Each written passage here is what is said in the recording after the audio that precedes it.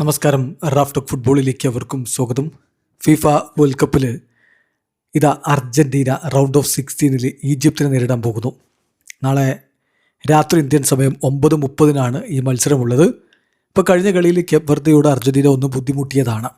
ഈ വേൾഡ് കപ്പിലുടനീളം അത്ര കൺവിൻസിംഗ് ആയ പെർഫോമൻസ് ടീം നടത്തിയിട്ടില്ല. അതുകൊണ്ട് തന്നെ അടുത്ത കളിയിൽ ടാക്റ്റിക്കൽ ആൻഡ് ഫിസിക്കൽ അഡ്ജസ്റ്റ്മെൻറ്റ്സ് നടത്താൻ കോച്ച് തീരുമാനിച്ചിരിക്കുന്നു എന്ന റിപ്പോർട്ട് അർജന്റീൻ മാധ്യമ പ്രവർത്തകൻ ഹെർനാൻ ക്ലോസ് പുറത്തുവിടുന്നു. അതായത് ഡിയാരിയോ ഒലയുടെ ജേർണലിസ്റ്റാണ് അദ്ദേഹം. അപ്പോൾ അദ്ദേഹം കൃത്യമായിട്ട് പറയുന്ന കാര്യം, എവിടെയാണ് പ്രശ്നമെന്ന് സ്കലോനി കണ്ടെത്തിയിരിക്കുന്നു.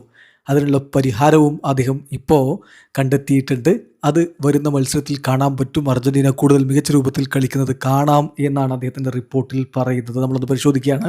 എന്താണ് സ്കലോനി കണ്ടെത്തിയിരിക്കുന്ന പ്രശ്നം? സ്കലോനി കണ്ടെത്തിയിരിക്കുന്നത് one of the biggest concerns for the coaching staff is that Argentina's pressing is in working as it normally does and Scaloni is looking for ways to restore one of the team's trade mark strengths. അതാണ് പ്രധാനപ്പെട്ട പ്രശ്നം. അതായത് പഴയ പോലെ അർജന്റീനയുടെ pressing വർക്കാവുന്നില്ല. അപ്പം സാധാരണ ഇതിൽ ഇത് വർക്കാവാറുണ്ട്. വേൾഡ് കപ്പിൽ അത് എന്തുകൊണ്ടോ വർക്കാവുന്നില്ല. അപ്പോൾ ആ ഒരു ട്രേഡ് മാർക്ക് സ്ട്രെങ്ത് തിരികെ കൊണ്ടുവരാനാണ് ഇപ്പോൾ സ്കലോനി പരിശ്രമിക്കുന്നത്. അതുപോലെ തന്നെ അർജന്റീനക്ക് ആവശ്യത്തിലധികം പൊസഷൻ കയ്യിലുണ്ട്. ബട്ട് സ്റ്റിൽ ആ ഒരു ചേഞ്ച് ഓഫ് പേസ് അത് കൊണ്ടുവരാൻ പറ്റുന്നില്ല പലപ്പോഴും. ഇപ്പോൾ ഡിഫെൻസീവായിട്ട് കളിക്കുന്ന ഓപ്പണൻസിനെതിരെ ടീം വളരെയധികം മെസ്സിയെ റിലയൻ്റ് ആവുന്നു. മെസ്സി എന്തെങ്കിലും ഒരു മാജിക്കൽ മൊമെൻറ്റ്സ് പ്രൊഡ്യൂസ് ചെയ്യട്ടെ, അതിലൂടെ മുന്നോട്ട് പോകാം എന്ന തരത്തിലാണ് ടീം കളിച്ചു പോകുന്നത്. അപ്പോൾ ഇതിലാണ് മാറ്റം വരുത്തേണ്ടത്. അതിൻ്റെ ഭാഗമായിട്ട് സ്റ്റാർട്ടിംഗ് ലൈനപ്പ് ഇംപ്രൂവ് ചെയ്യണം through both tactical and physical adjustments എന്നാണിപ്പോൾ സ്കലോനി തീരുമാനിച്ചിരിക്കുന്നത് എന്ന് ഹെർനാൻ ക്ലോസ് റിപ്പോർട്ട് ചെയ്യുന്നു.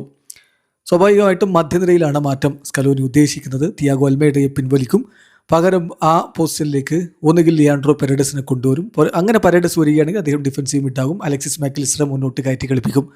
അപ്പോൾ അത് സ്ട്രാറ്റജിക്കലി ടാക്റ്റിക്കലി ഒരു മാറ്റമുണ്ടാക്കും. അതല്ലെങ്കിൽ നിക്കോ ഗോൺസാലസിനെ കളിപ്പിക്കും. അങ്ങനെയെങ്കിൽ ഇപ്പോൾ നിലവിൽ തിയാഗോ അൽമേഡ കളിക്കുന്ന പൊസിഷനിൽ തന്നെയായിരിക്കും അദ്ദേഹം ഉണ്ടാവുക എന്നുമാണ് വിവരം. മുന്നേറ്റത്തിൽ ഗോൾ അടിക്കുന്നില്ല സ്ട്രൈക്കർമാർ എന്നുള്ളൊരു ഇഷ്യൂ ഉണ്ട് മെസ്സി ഒഴികെ.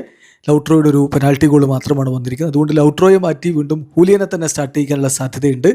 അതുപോലെ തന്നെ ഫാൽക്കോ ലോപ്പസിനെ സബ്സ്റ്റിറ്റ്യൂട്ട് റോളിൽ കളിപ്പിക്കാനും കോച്ച് തീരുമാനിക്കുന്നു എന്നുള്ള വിവരങ്ങൾ കൂടി വരുന്നു. ഏതായാലും ഇന്നത്തെ കോച്ചിൻ്റെ പ്രീ മാച്ച് പ്രസ് കോൺഫറൻസിൽ ഇക്കാര്യങ്ങളിലൊക്കെ കൂടുതൽ വ്യക്തത ഉണ്ടാകുമെന്നാണ് കരുതപ്പെടുന്നത്. വീഡിയോ അവസാനിക്കുന്നു.